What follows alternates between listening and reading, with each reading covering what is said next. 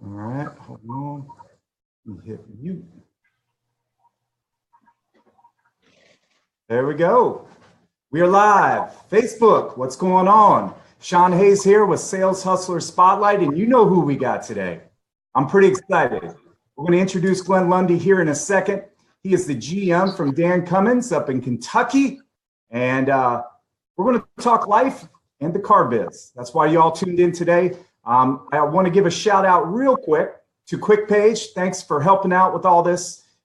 Chad Morgan and Michelle over there have done a great job promoting this, but also setting all this up so I don't have to be confused by technology. Also, if you have any questions along this, please put them in the comments. At the end, we'll probably take about 10 minutes just to go over any questions you might have. Everybody, say hello to Glenn. Glenn, say hi to everybody.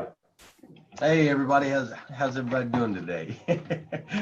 Shawn, man, I'm glad to be here, buddy. Well, good, man. Did y'all check out that tie he's got on, man? Hey, Glenn, show everybody that tie real quick. Oh, come on now. You know how it is. That is awesome. Got to make a statement.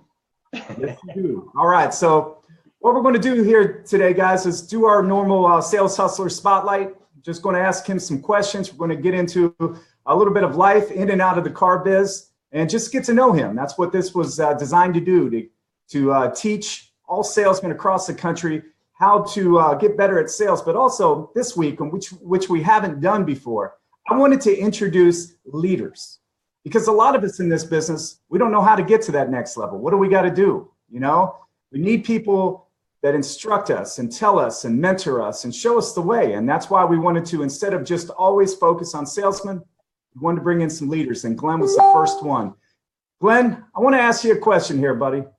You were the first one, buddy. You're the first one. I want to find out a little bit about you and your past. Where are you from, man? Well, originally I grew up in a place called Flagstaff, Arizona. I was there for most of my life until my mid to late 20s. I kind of grew up there, and then did some traveling. Lived in Southern California for a little while. Kind of popped all over the country trying to figure out my way, and landed here in good old Paris, Kentucky, of all places. That's kind of unique from somebody being out there to end up in Paris, Kentucky, but we'll get to that in a second. Tell me a little bit about your childhood. Well, my dad was in the military when I was young. He was Army, played basketball for the Army. And my mom was a country singer back in the day. And so my mom and dad kind of hooked up back then. And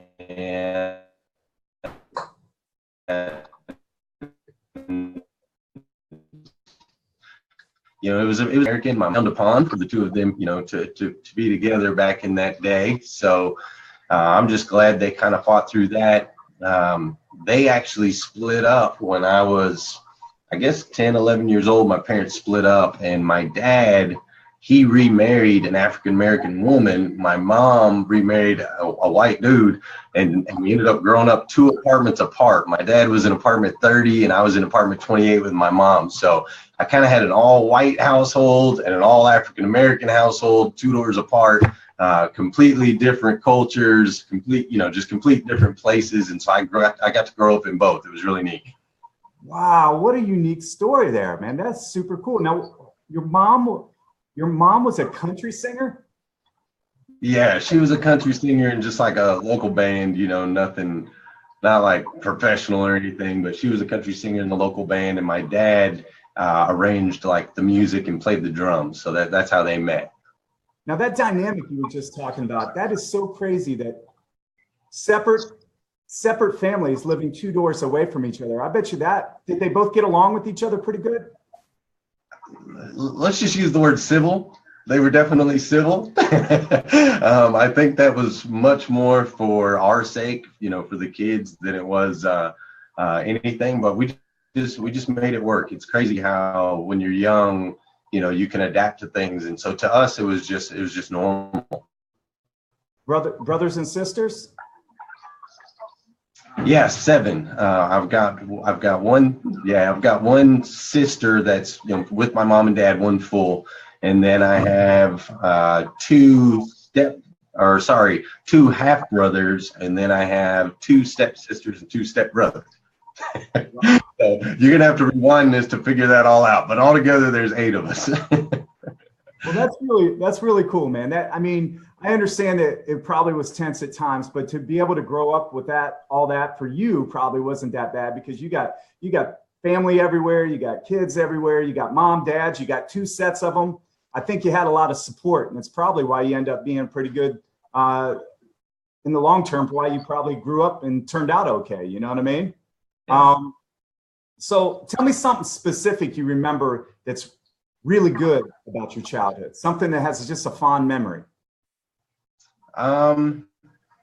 Let's see, something really good from my childhood.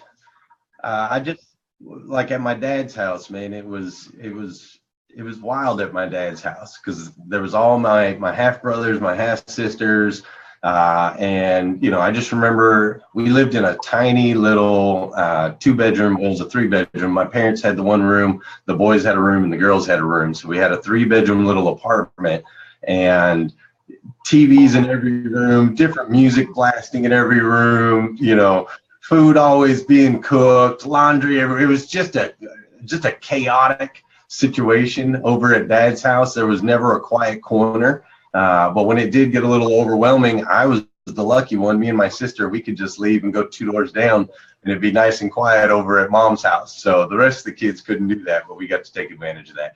But it was just neat growing up in that dynamic, man. I've got 6 kids now. I have 5 with my wife, an 8-year-old and a 5-year-old and a 3-year-old and a 2-year-old and a 6-month-old. And so now we're kind of reliving what I got to live in my childhood. My house is just as crazy now, man. It's loud with iPads blaring and TVs blasting, little ones everywhere. It's nuts. Culturally, would you say the difference between an African American and a white family is just the excitement level and the noise? I would definitely say there's a volume difference. My wife, if she was on here, she'd tell you the same. She'd tell you I'm kind of a loud guy myself, but it's definitely much louder in my dad's house than it was in my mom's house. No doubt about it. All right. So before we get into some of the car business, that's really what the teeth of where a lot of people want. If you can, do me a favor, everybody on here. We got a lot of people in here right now. If you can, just hit share. We need to get this out to as many salesmen as we can, as many managers, everybody. So just go ahead and do me a favor, hit share real quick. I would greatly appreciate it. Now, what did you do before you found the car business? So I got you. You haven't moved to Kentucky, right? You're still over in Southern California. Actually, I was in college, first year in college, when I met a girl, and her and I got together, and I ended up having my oldest child. She's now 18 years old now. And when I found out I was having her, I dropped out of school to get a job, and I actually started with a company called Sterner & Klein. And basically what we did is we were outsourced by America Online to call customers that had canceled their service and get them to reactivate. So I did phone sales for a while with America Online, and that was miserable. It was the worst, because America Online was horrible anyway. And so it was terrible, but I saw an ad in the newspaper. It's actually funny. I was watching Frank Cornetti, how do you say his last name? Frank Cornetti last week on your show, and he had mentioned an ad in the newspaper, and that's how it was for me. I saw an ad in the newspaper that said, earn $5,000 a month guaranteed. And I just thought, oh my gosh, if I could make $5,000 a month, buddy, I've hit the jackpot. That would be the end all tell all. So I went, and it was a car dealership that had just been bought out by new owners out of Colorado. It was a place called Planet Nissan Subaru in Flagstaff, Arizona. And I went and applied for a salesman's position. The guy that I applied with, a guy named Jason Kitts, basically interviewed me. And at the end of the interview, he said, hey, Glenn, we'd love to bring you on board. When can you start? And so I gave him the typical, I've got to give my other job 2 weeks notice, blah, blah, blah. And he just, kind of put his head down and said, well, sorry, man, we were looking for people who could start tomorrow. And so I started the very next day. That was it. I was chasing that $5,000 guarantee. So that's how that was my first start in the car business there. All right. So how old were you then? I was 20 years old. All right. So 20 years old, you get this job at a dealership. Are you just on like a salesman? Are you just a salesman role? Correct. Yep. Sales, selling cars. Did you love it right from the start? I guess the biggest thing that I loved about it is the guy that hired me, Jason Kitts. He was only a couple years older than I was, but he was the GSM for that store. He had already been in the business years. He had started off as a detailer and then a lot tech, and just kind of worked his way up. And so at a very young age, you know, I was 20, I think he was 23, and he was already running this store. And so what I liked about that is I saw that, hey man, if this guy at 23 can run a store, then there's a lot of potential and opportunity here. So I was excited more about the opportunity than I was about selling cars. So I dove right in. Started watching Grant Cardone training videos on my very first day, you know, back when Grant had big feathered hair. And I just dove right in and started selling cars, just trying to make my way in the business, man. Now, did you succeed at that right off the bat? The selling cars part, that was pretty, like, it came easy to me. I think part of my upbringing, you know, being half black, half white, and kind of having to get along with all different types of people, and growing up in my mom's house that was more of a country and rock and roll, and my dad's house was more of a gospel and hip hop. So just understanding both cultures made it pretty easy for me to get along with people. And really, as you know, this business is more about people than it is about anything. So I was able to do really well selling cars fairly quickly out the gate. I was top salesman, you know, right out the back for 14 months. And then after 14 months, I was promoted and put into a finance position at 21 years old, one of the youngest finance guys in Arizona at the time. Did you enjoy finance? I loved again, goes back to the relationships. For me, the most fun part about finance was, and a lot of these guys won't understand this, but back in the day, we had these things called fax machines, and you actually had to have a relationship with the lender, like a one-on-one relationship. So I used to sit back there, I'd have a stack of deals on my desk, and I'd be faxing them over to John Patterson over at AmeriCredit, and I would slide in like a picture of my baby, you know, in some shoes, be like, come on, man, I need you to buy these deals, baby needs a new pair of shoes, that kind of thing. So I really enjoyed, I'm a numbers guy, so I loved playing with numbers, and I loved building those relationships with the banks. You know, I do talk to a lot of old school finance guys, and they all say that same thing about, you know, building that relationship with the banks. Do you feel like that has gone away a little bit? It's a little bit more difficult, but I feel like it's just as important. One of the things that we did here at the, here at Dan Cummins when I first got on, and I don't want to jump too far ahead, but one of the things that I did when I first got on is I made it a point to grab a bank that could help this dealership grow. And a guy named Dusty over at Wells Fargo, him and I just started working on him, just like I did John Patterson back in the day. And him and I became good friends, and we were able to really grow our relationship. And I was able to get a lot of deals done that people couldn't get done other places, just because of that relationship with Dusty himself. Wow, that was a gold nugget right there.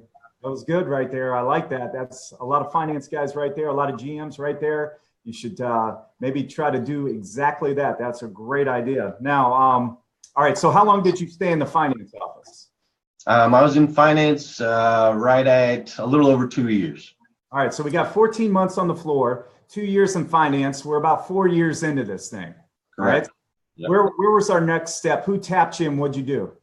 Well, the whole time throughout that whole process, Jason Kitts, the guy that hired me, he was my mentor, the whole way. Was just teaching me everything that I could learn. So he kept moving up through the ranks, and as he was moved up, I would go into his slots. So he moved up to basically GM of the store. I moved up into a sales manager role and started kind of running things, from the front side, which was awesome. I really enjoyed being a sales manager, being able to train salespeople, work with salespeople, and having that understanding of finance just made me a lot stronger on the desk than if I would have went, straight to the desk. Can I ask you a question? Do you think that all sales managers should first be finance managers? I used to answer that question 100% yes. And in our store here, that's kind of the path that we send people on. I like them to spend some time in finance before I go on the desk. With that said, there are some, there's some people that their character and their personality doesn't work in a finance office. They need to be on their feet. They need to be moving. They need to be a little more customer interactive.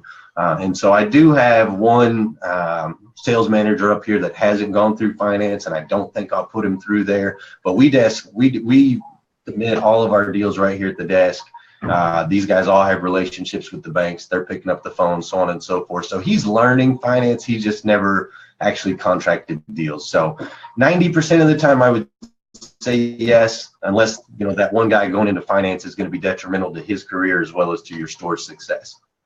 I like that you look at it on an individual basis. That's really, really cool. And I think that's very progressive, because I'll tell you what, I'd be lost in the finance office. Not that I couldn't do it, but I need to be out with people. I need to be closing deals. I need to be walking around. That would just be me. And I would think I would not be using my full potential in the finance office. That's interesting that you think that. That's really cool. I turned down some finance office opportunities because I just don't think that would fit me the best, But now, as you go into sales management, I noticed that I think you kind of lit up there. All right. I saw you light up. Now, I know you like the finance and you like numbers, but I think you kind of see, I like running a team.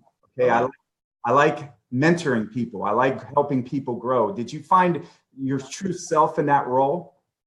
I really did. That was it for me. I was so appreciative of what my mentor had done for me and my life in the business. And all I wanted was to, just have an opportunity to give that back. So just being in a leadership role, being up front, and being able to work with these guys, just individually to help them be successful and help their careers move forward. That's my passion. That's what I love. That's where it's at. I totally understand that. There's something about when you can help another individual grow or help them learn. I know exactly what you're talking about. All right. So here we are in sales management. We still got a long way to go, man. We still got a long way to go. I mean, we got a lot of steps here. So how long did you stay in the sales management? I was in sales management, basically between that and I started taking on some kind of GSM type roles. But ultimately, altogether from when I started, making my way through the different ranks to when I actually ended up jumping out of the business, it was a little over 7.5 years. And then I left the car business at that point, and we can dive into that story if you want to. Are you serious? You go all these steps, you find your true passion, and then you leave. Tell me about that. Tell me what took you out for 7.5 years. Well, one of the mistakes that I made with what I call round one of my career in the car business is I forgot that there's other things that matter in life than just selling cars.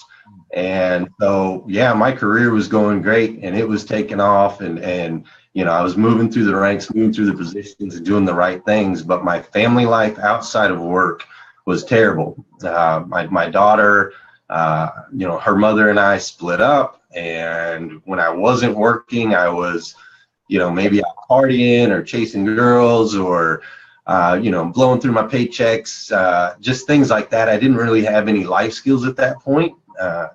For school for me was easy. Selling cars was easy. Moving through the ranks was easy, but life itself, isn't easy. And I kind of expected it to be. I expected everything to go my way all the time.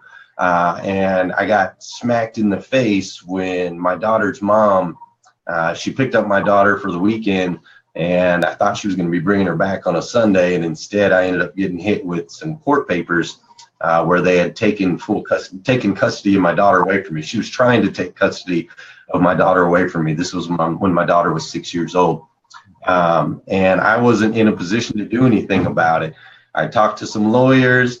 The retainer fees were going to be, $15,000, which I didn't have because I was just blowing through my money at that point in life. So I didn't have any money. I had burned plenty of bridges. I didn't have strong relationships with, with very many people outside of the car business.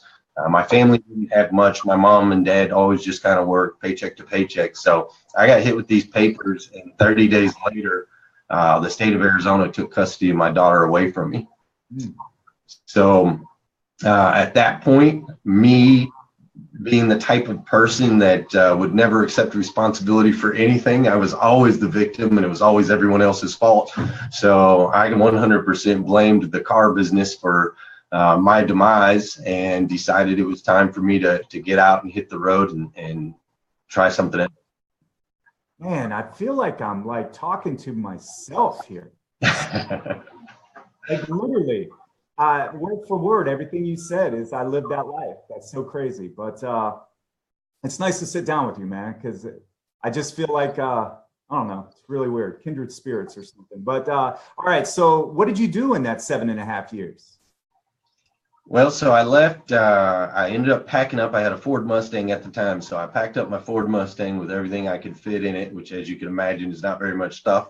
And I packed up the Mustang, and I just kind of hit the road. I had built some relationships with some people with like ADP and different services that I used in the car business that were all over. So I headed out to Vegas for a little while. I had a brilliant idea. I figured I could play poker for a living, and that would be a much more stable lifestyle than selling cars. So hit the Vegas tour. That lasted about 2 weeks. And then I was sitting in my car and broke and didn't have any money for gas, and trying to figure out where I was going to go, and made some phone calls. And ultimately, I just started hopping around, man. I hopped around to California, Southern California, different parts of Arizona, just kind of sleeping on a couch wherever I could find a couch, and doing that kind of thing. And then I reached a point. I was living in San Diego, and I reached a point where I just remember, like, I had nowhere to go, man. I had nowhere to go, no couch to sleep on, no money in my pocket.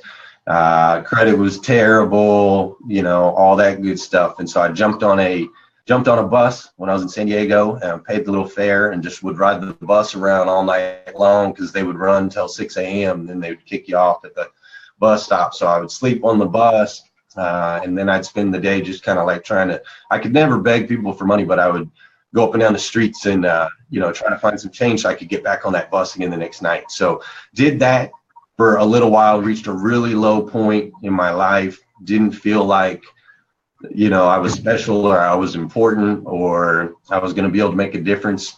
And so I reached a point where I was ready to just end it all. I had lost my daughter, and all, I was just at that point. So, sorry, didn't know we were going to get this personal, but took an attempt on my life, tried to end it, and I was pushed back ashore, wasn't able to do that, and basically, got slapped in the face. God was like, "Nah, dude, it ain't gonna be this easy, man. You're gonna have to go through this. I put you here for a reason. You're gonna have to figure it out." So at that point, that's when I started reaching out and asking for help, and starting to seek a spiritual side a little bit more, and trying to figure out a way to quit living life for myself and to start living life for other people. And as I started to do that, doors just kind of started to open, and I started making my way over here to Kentucky, man. I ended up over here in Kentucky. I was working for a company. I had gotten a job with a company called 2020 Companies, opening sales offices all over the United States. And they flew me all over, and I was driving all over, and I just happened to come through Lexington, Kentucky. And the craziest thing, man, I'm driving through Lexington, Kentucky. I'm trying to find out what to do with my life.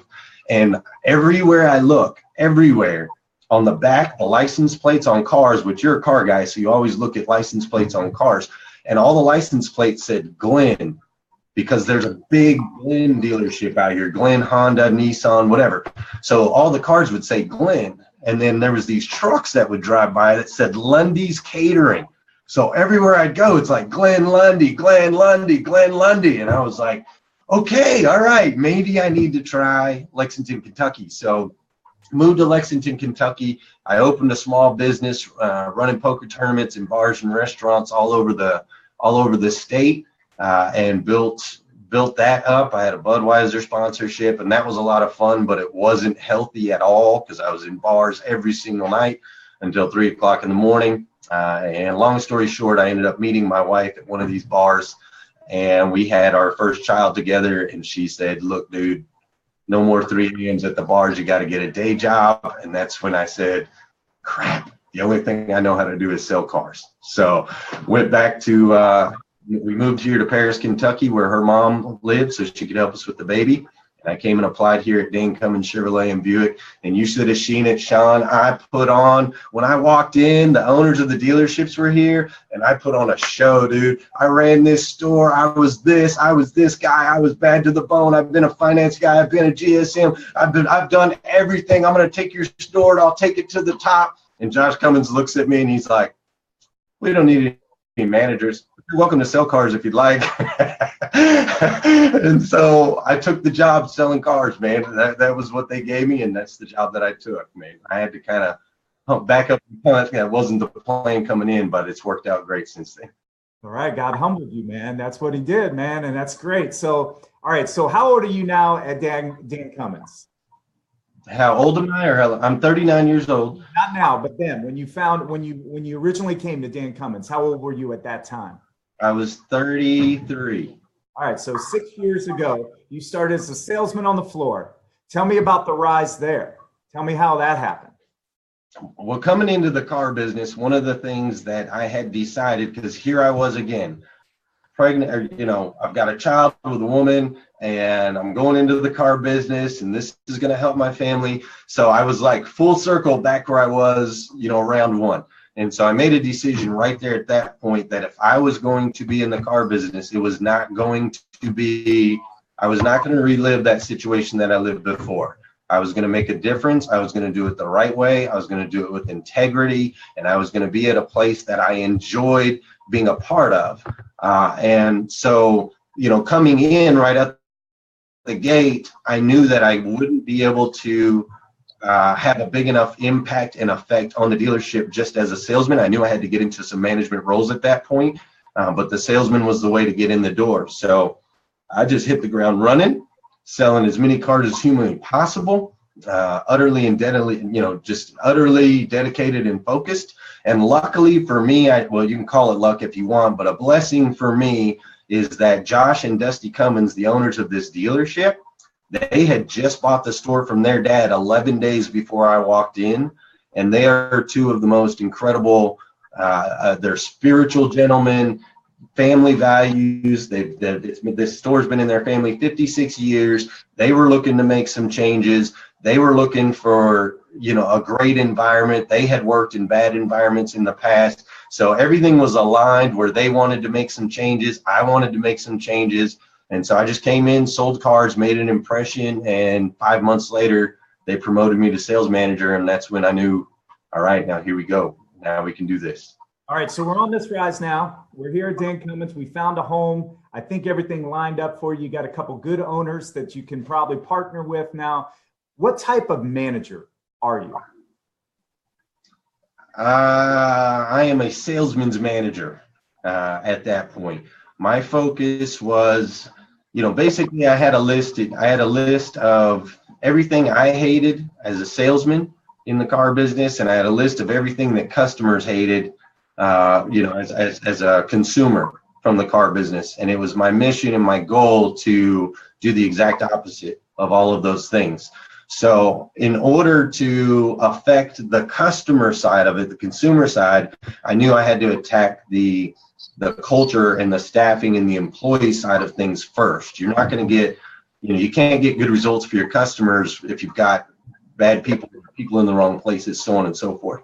So as a sales manager, I was a salesman's manager. It was my focus and my goal to create a work environment that was conducive to them making good money, having a good life, making sure to have time outside of this place, making sure that they understood that they needed to, learn life skills, not just job skills. And so with the help of the Cummins brothers, we just started really diving into our people, taking a look at every position, making sure we had the right guys in the right spots. If not, moving those people out. There was a big transition period there where a lot of people we had to let go, and we started bringing in some people that had our values, in mind going forward. I think that's so amazing that you guys did that as a team. I think it's so amazing that you looked at it. And because look, we all across this industry, whether you're a salesman or a manager or whatever, we can look at our organization on the outside looking in and know what changes need to be made. It's just sometimes they just don't make them, and we have the wrong people in place to move our organization up to where we want it to be.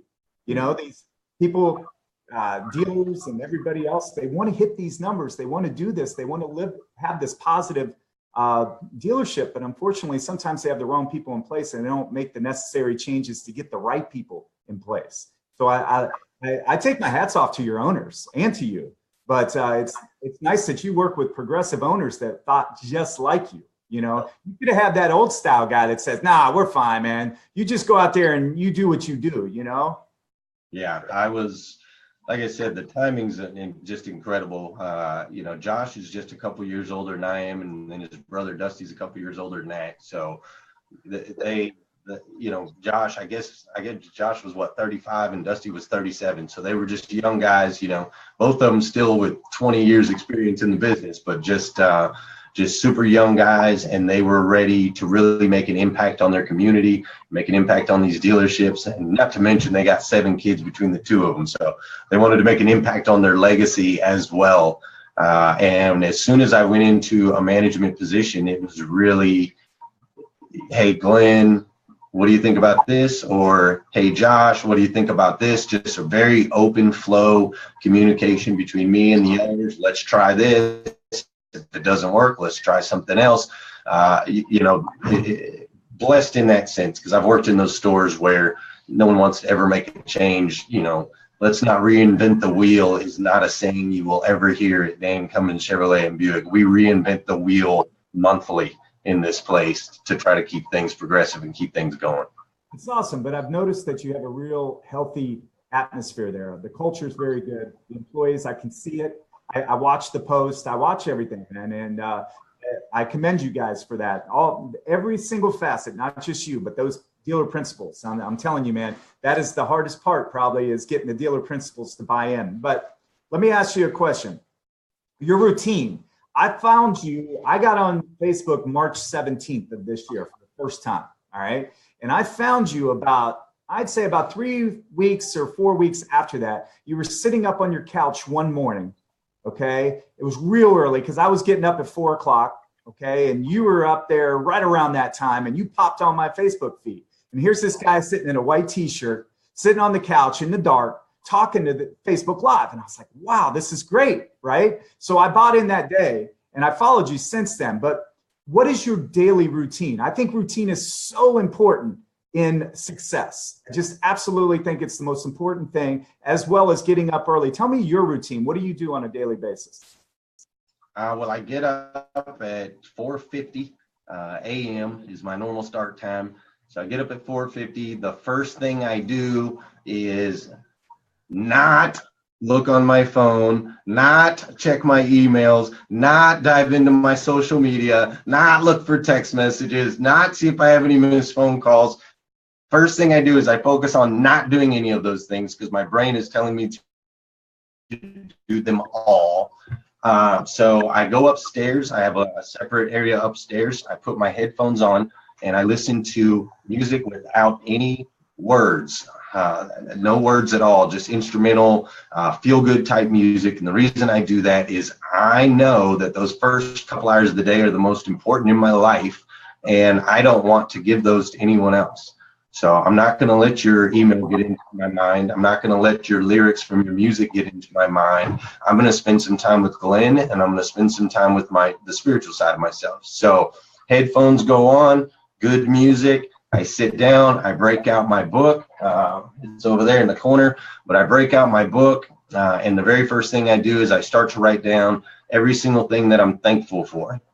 I'm thankful for waking up today. I'm thankful for my strength and my health. I'm thankful for God's blessings, my wife, my kids, my job, whatever. Everything that I'm thankful for, I write it all down. It gets me vibrating in a certain frequency. Now I'm in a positive mindset. I've got a positive frequency going on. And then I go into my goals. I write down all my goals daily, weekly, monthly. If it's a goal for the next hour, I might write that down, yearly, 5-year, whatever. I write down all of my goals and get that done. So now there's the first, that's the first 30 to 40 minutes of my day right there. Gratitude, thankful for the position that I'm in and the blessings I've been given, followed by my goals so I can set the tone for my day. After that, I always have something planned in the morning. It's either basketball with my team, which is what we do on Tuesday mornings, or lifting weights, keeping my body in shape, whatever it is. I always have something going on in the morning so that once I'm in that great spot spiritually and mentally, now I can go into a physical side. I can now attack the physical side of my body and make sure I'm healthy there too. So that's basically how every day starts for me. Get up early, attack the mind, make sure it's straight, attack the spiritual side, make sure you're good there, attack the physical, make sure you're ready to rock and roll. And then by the time I hit the dealership, I've got a 3-hour head start on most people. Amen. Amen. I swear, if everybody on here probably watches my videos every day, and you just nailed it. That's exactly what I do. That's amazing. I love it. I love it. But everybody says every day, Shawn, how are you so positive? How do you attack your day so positive? How are you so uplifting? It's because I just spent 3 hours doing the exact same thing you just said. That's amazing. Thank you, Glenn, for sharing that, man. All right. So since you've become GM there, all right, what do you think has been the biggest challenge for you on a daily basis? I would say the biggest challenge as the GM, probably for me, the biggest challenge personally has been, I've got 285 employees now. We've grown the dealership from 120 cars a month when I started in January of 2011. Now we average 850 cars a month. We had about 40 employees when I started. And again, 280 now. So the biggest challenge for me has been keeping the dealership small, even though we've gotten really, really big.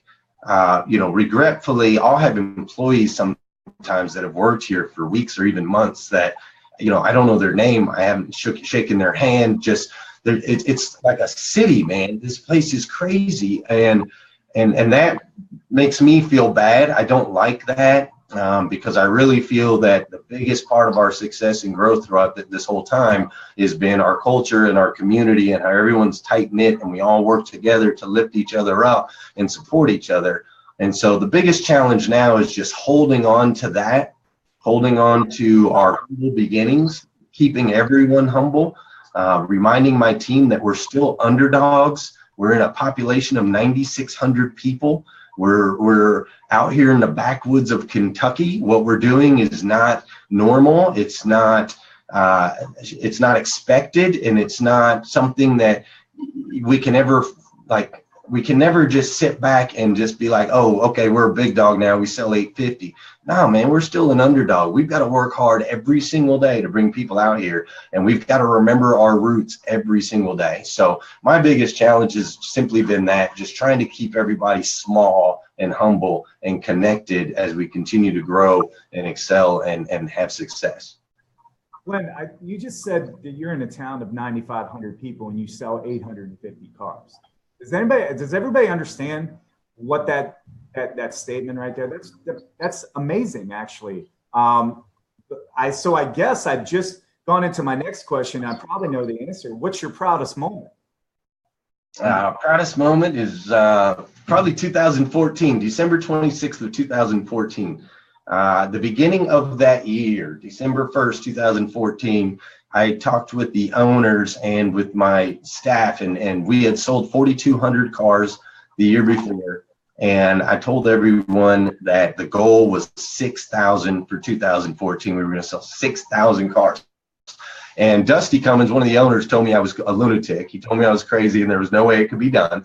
And a lot of the salespeople weren't so sure either. We were still, we were a growing dealership, but 6,000 was a ton. That's 500 cars a month. So we set that goal, and we had the wristbands, road to 6,000, and I launched like a video. I made a movie, and we gave everybody iPads and tools and so on and so forth. And we launched this whole thing, and we fought tooth and nail all year long. And I remember on December 1st, I was holding a sales meeting, and it did not look like we were going to hit 6,000. It just didn't look like it was going to happen. And so I pulled the whole team, and, I'm always this very positive, kind of guy. And I try to give as much as humanly possible, but I went into the office with all my sales staff, tiny little office back then. It was before we'd done our remodel. And so I went in there and I said, look, guys, we've fought all year long for this 6,000. I've given you every hour, tooth and nail, everything that I can give you. We have got to hit this goal. You cannot let me down. And so I kind of yelled at them all. On December 26th of 2014, we sold our 6,000th car for the year. We ended up selling a little over 6,100. The guys just turned it on in those last 3 weeks. Everyone came together. Everything we've been building for the last 4 years, last 3 years, it came together in that moment, and we celebrated, and that was like, that was it. And since then, now the owners are like, what are we doing next year, bro? What are we doing next year? Before they thought I was crazy. Now it's more of an expectation. But that's what I love about this place, is we always keep pushing. But that was definitely my proudest moment, when my team stepped up and gave it 1,000,000% to reach a target that we had set, that I was 99% positive we were going to come short. And they came through in that 1%, just like an underdog would. And came over the top and hit the goal. That's an amazing culture you've cultivated there, you and the whole dealership. I mean, because I mean, a normal dealership isn't going to go out there and fight like that. Now, you came in with the Coach K moment, came in there and made those boys do it. And you're a good leader, bro. You're a good leader. Thank you. No doubt. There's no doubt. Can you tell me, like, what inspires you on a daily basis? Is it your employees, or is it something greater? It's definitely much greater. I had a rough life and made a lot of really poor decisions, burned a lot of bridges, and hurt a lot of people. So now I just am so thankful that I was given a second opportunity. I'm so thankful that Josh and Dusty Cummins have believed in me from day one and given me the opportunity to lead this team. And so just out of gratitude, I feel compelled every day to make sure that I'm out there making a difference, especially in this industry, because I know how bad this industry, hurt me, the way that I was treated as an employee at the time, and the things that I didn't learn. And so I just want to make sure that I guess let me bottle it down a little smaller. I want people like you and I to be able to go out to dinner with a group of strangers we've never met. And when they say, what do you do for a living? I want to be like, I'm a car salesman. I sell cars. And I want people to be like, oh man, that's awesome. Versus like, oh, you're a car salesman. You know what I mean? Like, this industry has just done things wrong for so long and hurt a lot of people. And I guess it kind of falls in line with my life in such a way that now I want to give back, and I want to reach out, and I want to make this experience of buying a car, or this experience of selling a car, I want it to be a powerful, great thing. It's such a huge part of our economy. It shouldn't be a negative thing. You know what I mean? So it got so bad, Glenn. Be totally frank with you. I understand that they did it wrong, but I don't understand why it became car sales was the one part of our existence, the economy, that went bad. I don't understand that, because we do it right. I do it right. I know your dealership does it right. It doesn't have to be a process that's bad, but I feel like we just fell into it over the years, and it's kind of trickled down. And next thing you know, the snowball's going down the hill, and it keeps getting bigger. And now everybody hates us. And that's why I came out here and started doing videos. I wanted to teach people on how to buy cars and teach people how to sell them. Okay. And I want to get this community we all love. I love car sales. Okay. I'm still a car salesman. Why am I a car salesman? Because I still love it. All right. And I just want everybody to understand that if we all get better and we all help our brother and our fellow man get better at selling cars, maybe the public will not look at us the way that you just explained. All right. So thank you very much for all you do, by the way. Let me ask you a question. I heard a story that you chase employees, not employees, but people, prospective employees, you chase them down, or you like find them at gas stations or like random ways. Tell me what do you look for in an employee? I hire on character, not credentials, period, hands down. I love service industry people. I love servers. I love bartenders. Anybody that understands how to put a smile on your face and cater to your customers' needs and to leave whatever you've got going on kind of at the door. Those are the type of people that I'm looking for. I'm also looking for people that are doing the right thing. You know, I don't want to be around a bunch of crooks. I don't want to be around a bunch of druggies. I don't want to be in an environment where that's tolerated or that's okay. Don't get me wrong. I'm not judging anyone. I've been there. I've lived it. I'm just saying I don't want to be around it, and I don't want it in my dealership. So, you know, it's strictly character, not credentials. I get a lot of guys that come in here and say, you know, here's my resume. I've been at this dealership for so long. I was the top guy, blah, blah, blah, blah, blah. They tell me all that stuff. And I'm like, yeah, that's cool, man. But, you know, tell me about your life. You know, what's your life like at home? What's your family life? What are your hobbies? Who are you? You know, I want to know who people are. But yeah, I chase a few down, man. I've got guys that come in here and sell cars. John Hinkson bought a truck from us on a Friday night. Following week, he's in here doing something for service. I end up talking to him at a table out here. And he actually mentions it to me. He says, you know, I've been working at a factory my whole life. This guy's 48 years old, I think. He said, I've been working in a factory my whole life. I was here buying a car Friday night at 9 o'clock, and every single one of your employees was smiling. He said, go into my factory Friday night at 9 o'clock and see if you can find a single person smiling. He said, what do I got to do to be a part of something like this? And I latched on because I knew this guy was going to be an absolute pro. So now here he is, 2.5 years in. He sold 501 cars his first year in the business. He just turned 50, I believe, or he's either 50 or 51 now, but he's my top guy every month, sells 42 to 45 cars every month consistently. But he wasn't a car guy. He never thought he was going to be selling cars, but he had the right personality. He's got great character. He's a wonderful person. He works hard, and I wish I had, you know, nothing against my other guys, but I wish I had 40 of them out there. Yeah, I understand exactly. That's pretty amazing. That's an amazing story. And I obviously you like they're in the service industry, green peas, things like that. What would you tell somebody that is a green pea, somebody that's been in a dealership for a while, that has aspirations like you? What would you tell them? What path would you tell them to go to? What would be the one thing you would give them advice on? If I could only give them one tip, it would be to do the right thing every time. Okay. Now that obviously embodies a lot. You know, one of the right things to do is to go through the road to the sale and make sure you give your customer the full experience when they're there, the full walk around, the full demo, your full attention, undivided attention. You know, that's part of doing the right thing. They deserve that. Your follow-up, things like that, staying with the customer, building relationship, that all falls under just do the right thing. All the time, do the right thing. If your customer calls you and they're upset about something, take care of it, handle it, just address it, deal with it, you know, attack it, treat them the way you would want to be treated. So that'd be my biggest piece of advice. Awesome. Okay, so that's for somebody that wants to be successful at sales. What would you tell somebody that wants to get to the next level? What would be that advice?